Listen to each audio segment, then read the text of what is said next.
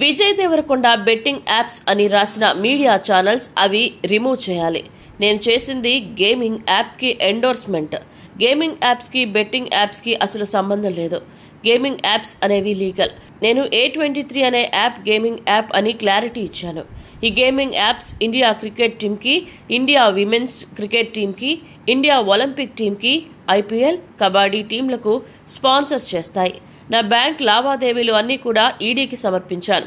నేను లీగల్గా ఉన్న గేమింగ్ యాప్స్ను మాత్రమే నేను ప్రమోట్ చేశాను.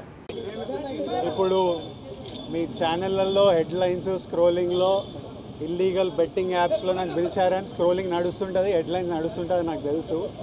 కానీ ఫస్ట్ దాన్ని గేమింగ్ యాప్స్ క్లారిఫికేషన్ గురించి విజయ్ దేవరకొండని పిలిచారు అని ఫస్ట్ ఆ హెడ్లైన్ మీరు నా గురించి మార్చాలి. ఎందుకంటే బెట్టింగ్ యాప్స్ ఇన్వెస్టిగేషన్ తప్పకుండా నడుస్తుంది. కానీ మనని పిలిచింది వాళ్ళకు కూడా తెలియదు మన పేరు ఎందుకు వచ్చిందో. బట్ మన పేరు వచ్చినందుకు వాళ్ళు వెరిఫికేషన్ చేసుకొని వాళ్ళు డెలిజెన్స్ తీసుకోవాలి. మనం చేసింది గేమింగ్ యాప్స్కి ఎండోర్స్మెంట్.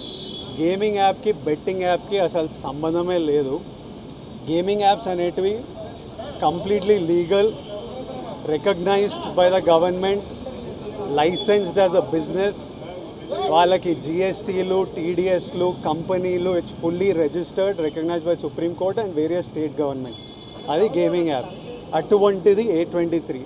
ఇప్పుడు క్విక్గా డౌట్ ఉన్న వాళ్ళకి క్విక్గా మీరు గూగుల్లోకి వెళ్ళి టాప్ గేమింగ్ యాప్స్ అని కొడితే కొన్ని వస్తాయి. A23తో సహా My11 Circle, Dream11, NPL, Zupi ఇట్లాంటివి కొన్ని వస్తాయి.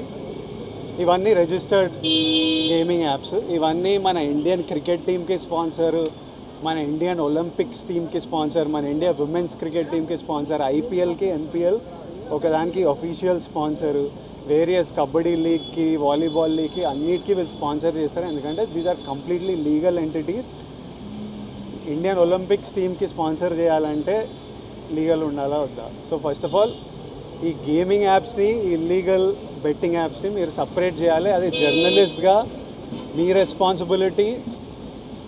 నా మీద మీకు ఆ రెస్పాన్సిబిలిటీ ఉండాలని కోరుకున్నా. కానీ మన పేరు వచ్చింది కాబట్టి కొన్ని క్లారిఫికేషన్స్ అడిగారు.